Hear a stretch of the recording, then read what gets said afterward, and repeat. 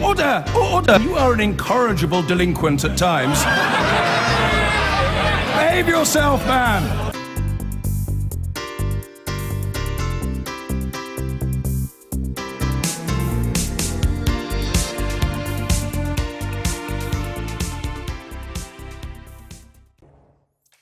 Now, with just weeks to go until the US presidential election, the issue of race has once again exploded.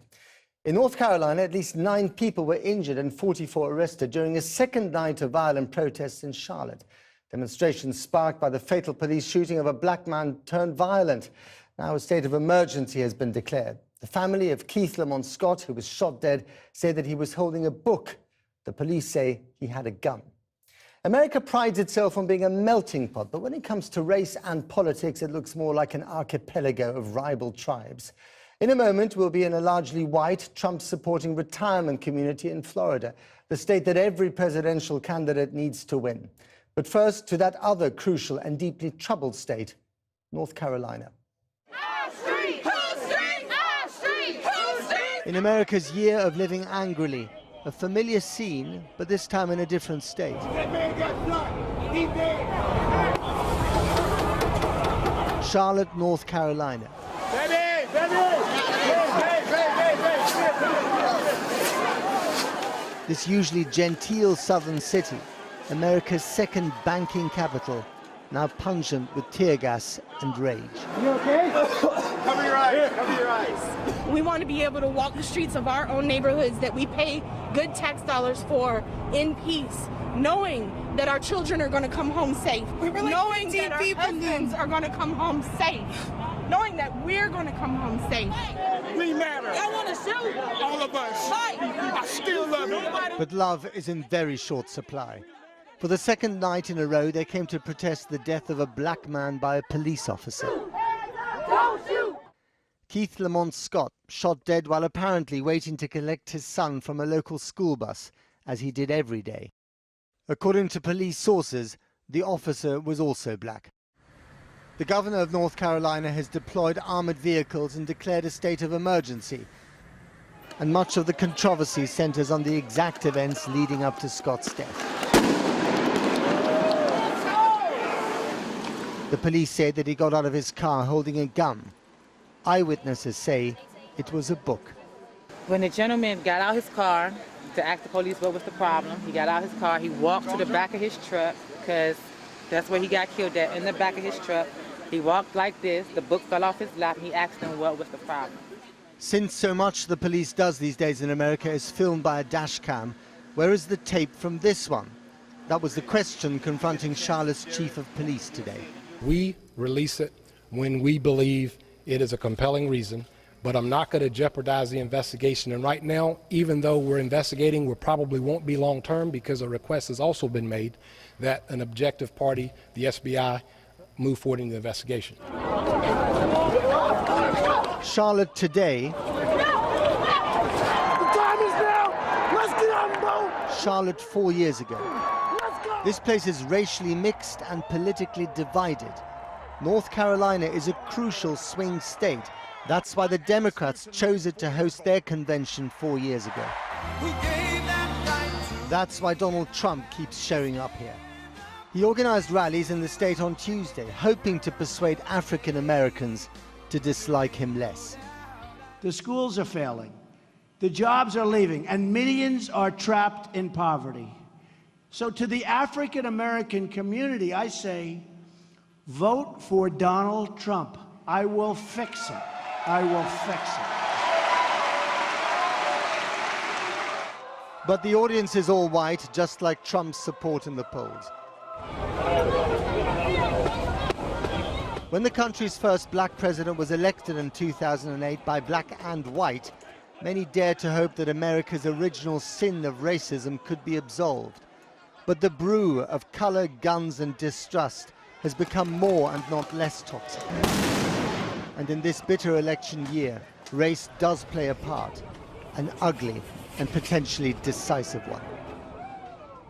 Now, a few hundred miles south to Florida, a state which could well decide whether Donald Trump or Hillary Clinton is the next US president.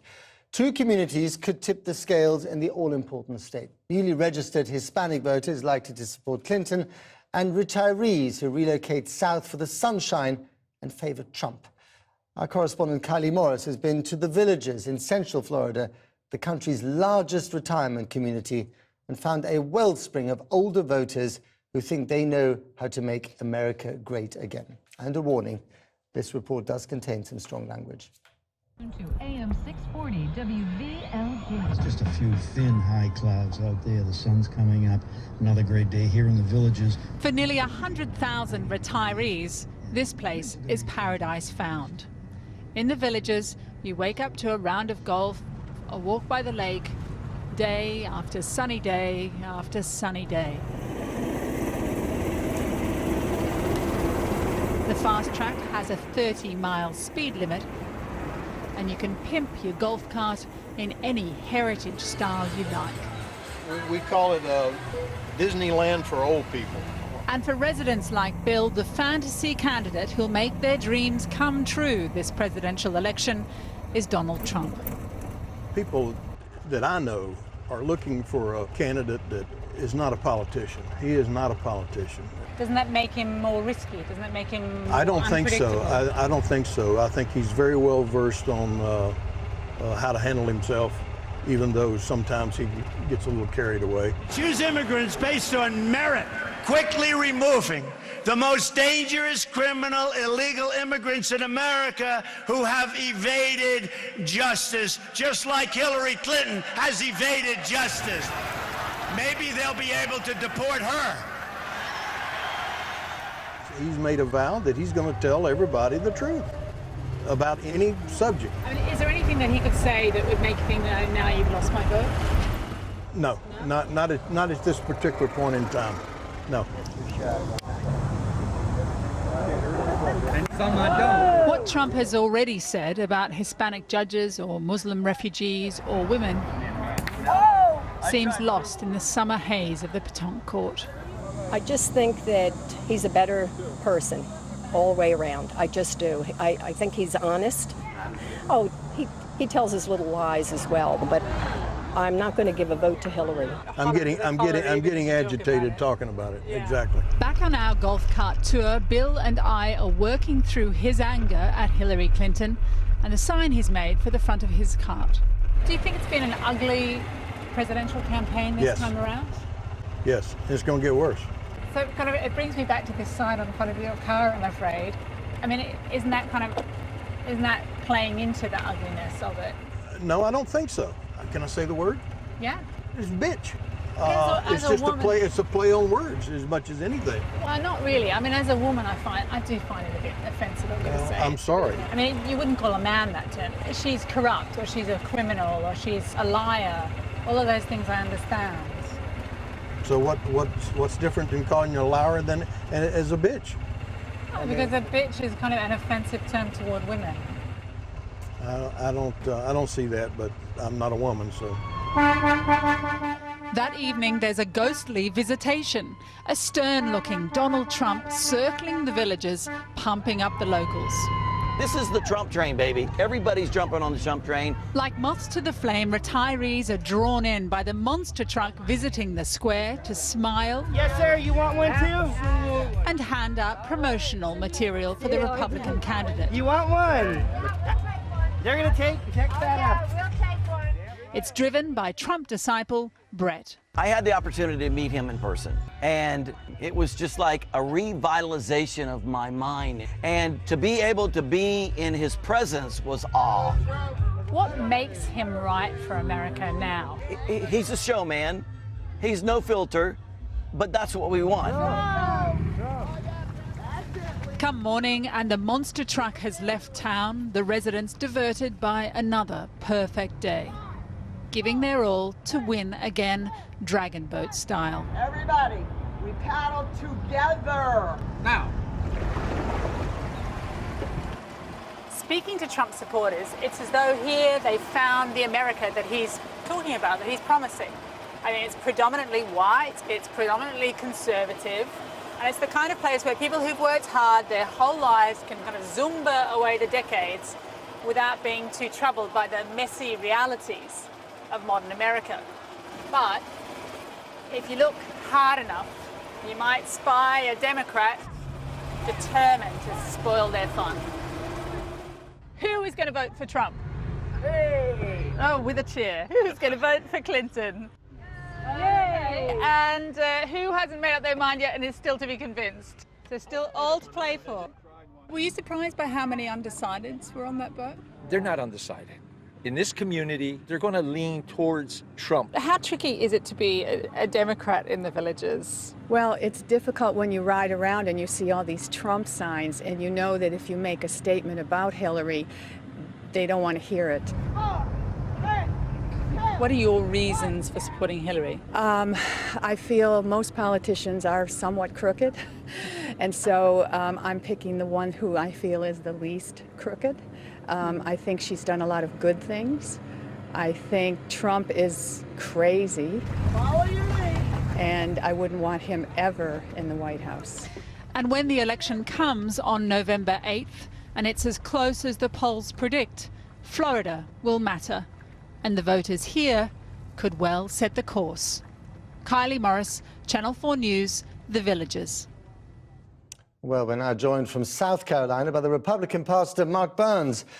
Pastor Burns, thanks for coming on the program. Now, I've seen you support Donald Trump. I've seen you speak at his rallies with a lot of passion. You must feel very lonely as an African American in the Trump camp.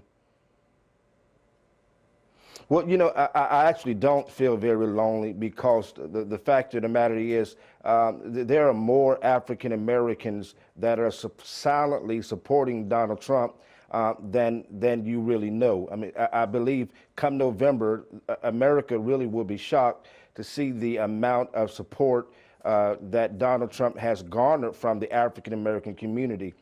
So no, I don't feel lonely at all. This is just part of the fight. Somebody has to speak up and to have a message of unity and not a message of division. We really here in America got to get back to the spirit of unity, and we have to break this strong racial division that is rebirthing itself. This is almost like what took place in the 60s with Martin Luther King and Bull Connor in Montgomery, Alabama, and Mississippi. This is not the American dream Dr. King spoke of when he said, "I have a dream." I'll ask you about that in a minute, but I mean, although Donald Trump has been trying to reach out to the black community, it's not really working, is it? I mean, his support is 4%. I mean, it's really very, very low indeed. And although he's been telling them that they're not faring very well under Barack Obama and would fare worse under Hillary Clinton, his message just isn't getting through to them.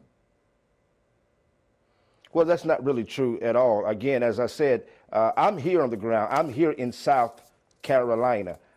It's a very, you know, this state itself has a strong history of racial tension and racial divide in this country. We have come a long way here in the great state of South Carolina, and I love my state, but I know what real racism is and what real tension is, and I know I can tell you for a fact, even though the polls don't suggest it, and we're not at 4%, we're at 8-9%, and that's coming a long way from 1% that we were at. Now we're at 8% to 9%, and it's progressively growing. But they just basically think that he's for the racist. African American support of Donald Trump. What? No. What I said was I know what real racism is, and it's not Donald Trump. I know what the real face of racism is, and it is most definitely not Donald Trump or the Republican Party. Right now, African Americans are tired of being used and pandered after. Donald Trump didn't pander after African Americans. This growing support of the African American community for Donald Trump is coming at the result of the failed policies of the Democratic Party and Hillary Clinton. We all know in the African American community, even though we love Barack Obama as the first black president of the United States, we embrace him as a human being, and he has been a somewhat of a champion for black Americans, but yet we are more racially divided than ever before. And why is that? Food stamps have won up. Why is that? Welfare has won up.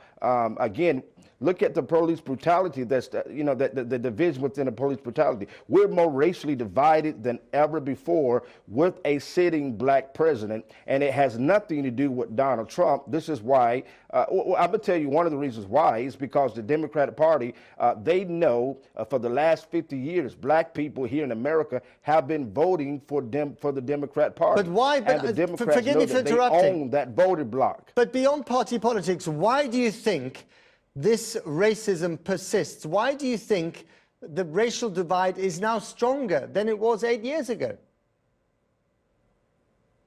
Because, again, when you look at the failed policies of the Democrat Party, you will see that the net worth of a black family is the lowest, is less than $8,000 a year in America. When you look at the net worth of a white family, it's right about $93,000 a year. The welfare has grown up by 48%. Food stamps have grown up. Ownership with house ownership within the African American community has dropped down. We're still at the back of the bus, and it is not because of Donald Trump, but it's because of the failed policies of the Democrat Party. And remember this, the Democrat Party controls majority of the urban communities in America. So when you look at Baltimore, when you look at Chicago, and you look at that there were over 500 murders that took place just in this year alone, that is taking place right now. People are dying. The south side of Chicago is infamously called Chirac because there are more people dying in the south side of Chicago than in the war in Iraq right now. This is an American tragedy, and it is only till we stop looking at the color of our skin and really start looking at the content of our character that Dr. King spoke of. This is going to be a racial divide war that's coming, and it's bad for America. But one final brief question, if I may, Pastor Burns. What do you think a white billionaire from the Upper East Side of New York will do for your community, for your black community, in places like South Carolina? Well, I think the first thing that Donald Trump is doing is he has not pandered after a particular race. That's part of the problem.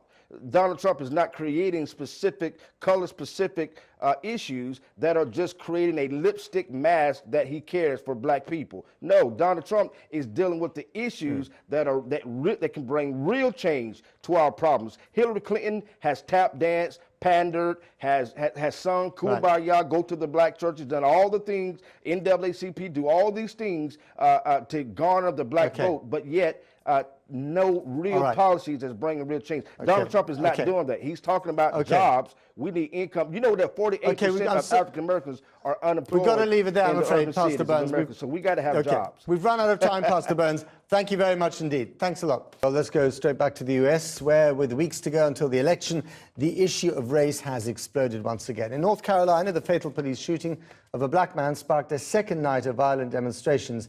Now a state of emergency has been declared. We can talk to NBC reporter Sarah Rosario, who's in Charlotte. Sarah Rosario, thanks for coming on the program. Now, it looks very calm behind you at the moment, but is that the way it's going to be for the rest of the day, or can we expect more demonstrations tonight? Well, Matt, local officials here are definitely expecting things to get a little bit more violence tonight, as they were for the past two nights. The city is now calling for some calm after 2 nights of violence. This comes as the state's top prosecutor is now asking the State Bureau of Investigation to take a deeper look into the shooting death of 43-year-old Keith Scott. You may remember he was killed by police on Tuesday. The police chief told us this afternoon he has no plans of releasing any video of that shooting to the public, which is what is getting many people upset around here. It's why several people are protesting. They say that they want proof of what happened, because protesters and police have 2 different sides of the story, or 2 different viewpoints of what happened as to what led up to the shooting of Keith Scott. Matt? And why do you think, Sarah, the police has refused so far to release this tape? I mean, what's your opinion here? Not as someone who's partisan, but as a reporter. What might be the truth behind that? So the police chief says that he just doesn't think that it's necessary for the public to see the shooting death of Keith Scott. He says that it goes against the protocol. The only people he is willing to show that video to are the State Bureau of Investigations, who are going to take a deeper look into this case, and also the family of Keith Scott. Charlotte's mayor has asked to take a look at that tape as well, and she says that she wants to look at it with community leaders, but we haven't been told if she's actually seen the tape. The police chief said that he did see the tape, and he says that it does not definitively show that Keith Scott pointed his gun at officers. He says all it shows is that Keith Scott did have a gun, and he claims that officers told Scott several times, put down your weapon, and they told him loud and clear several times, put down your weapon, and each time we're told he did not listen to cops, which is why police officers over here say they feel justified in shooting Scott. Finally, Sarah, let's zoom out a little bit. These events, these police shootings seem to be happening over and over again, despite the demonstrations, despite the outrage coming from the White House, despite the outrage coming from lawmakers. Why do you think it keeps getting worse and doesn't get better? So that's what many people are questioning here. They want to know, how does this keep on happening? This is why several people in this community, especially people in the Black community, feel like they are being targeted over and over and over again, and nothing's being done about it.